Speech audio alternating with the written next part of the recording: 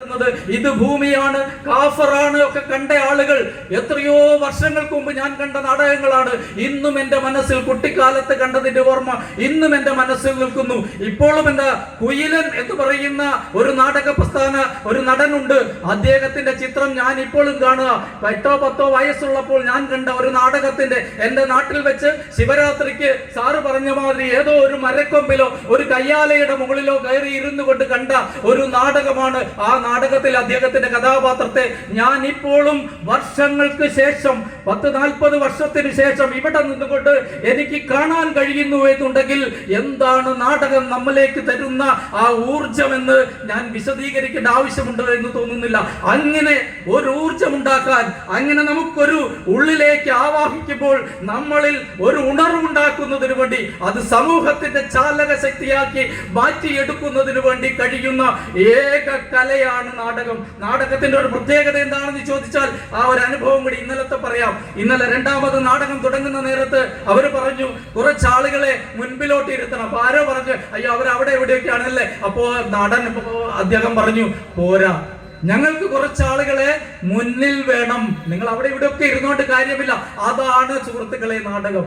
അതാണ് കുറച്ചൊരു 10-15 പേരെയെങ്കിലും നിങ്ങൾ ഞങ്ങൾക്ക് മുന്നിൽ അറേഞ്ച് ചെയ്ത് തരണം എന്ന് പറഞ്ഞു. ഇതിനകത്തൊക്കെയുള്ള ആത്മാവിനെ തൊട്ടു കാണിക്കാനാണ് ഞാൻ ഈ ശ്രമിക്കുന്നത്.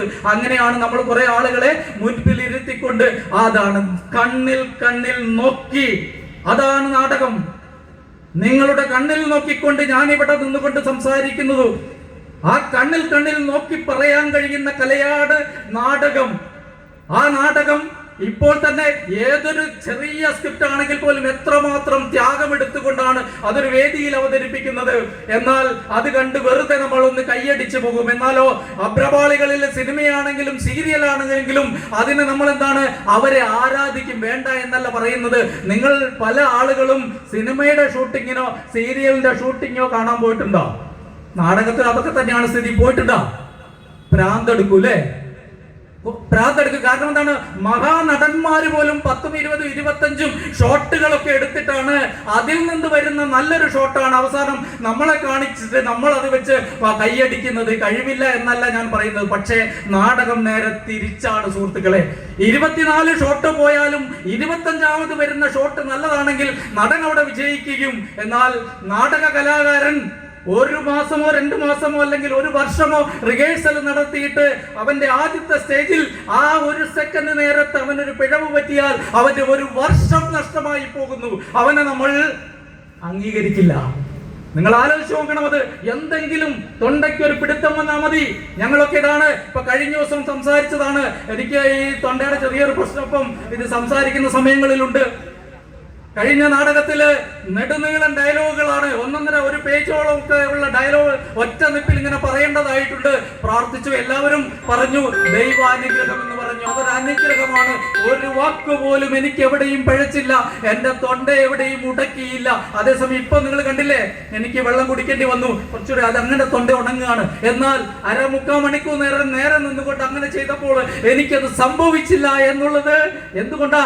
ആ കലയെ സ്നേഹിക്കുന്നത് കൊണ്ട്, അതിൽ നിന്ന് എനിക്ക് കിട്ടിയ എന്തോ ഒരു ഊർജം, ആ ഒരു ഊർജത്തിന്റെ ഭാഗമായിട്ടാണെന്ന് ഞാൻ കരുതുന്നു. ഇത് ഞാൻ പറയുന്നത്, ഇതിനേക്കാൾ വലിയ അനുഭവം എനിക്ക് നിങ്ങളോട് പങ്കുവെക്കാനില്ല എന്നതുകൊണ്ടാണ് സ്വന്തം അനുഭവങ്ങൾ വിളിച്ചു പറയുന്നത്. കാരണം അങ്ങനെ അനുഭവം 100,000 അനുഭവമുള്ള ഒരു തട്ടകത്ത് നിന്നുകൊണ്ടാണ് ഞാൻ സംസാരിക്കുന്നത് എന്നതുകൊണ്ടാണ്. അതുകൊണ്ട് സുഹൃത്തുക്കളെ, ഞാൻ ദീർഘിപ്പിക്കുന്നില്ല. ഒരു കാര്യം എല്ലായിടത്തും ഇപ്പോൾ ചർച്ച ചെയ്തുകൊണ്ടിരിക്കുന്ന കാര്യം എന്താണെന്ന് ചോദിച്ചു കഴിഞ്ഞാൽ, നാടകം മരിക്കുന്നുവോ എന്നുള്ള ഒരു ചർച്ച നടന്നുകൊണ്ടിരിക്കുന്നുണ്ട്. നാടകം ഒരിക്കലും മരിക്കില്ല.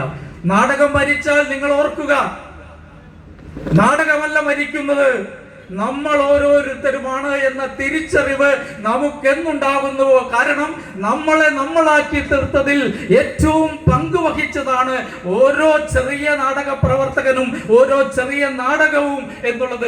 പറയാനാണെങ്കിൽ നിരവധിയായിട്ടുള്ള കാര്യങ്ങളുണ്ട്. അതിലേക്കൊന്നും പോകുന്നില്ല. കാരണം നമുക്കറിയാം, അടുക്കളയിൽ നിന്ന് അരങ്ങത്തേക്ക് എന്ന നാടകവും പാട്ടബാക്കിയും അങ്ങനെ സമൂഹത്തില് ഇപ്പോൾ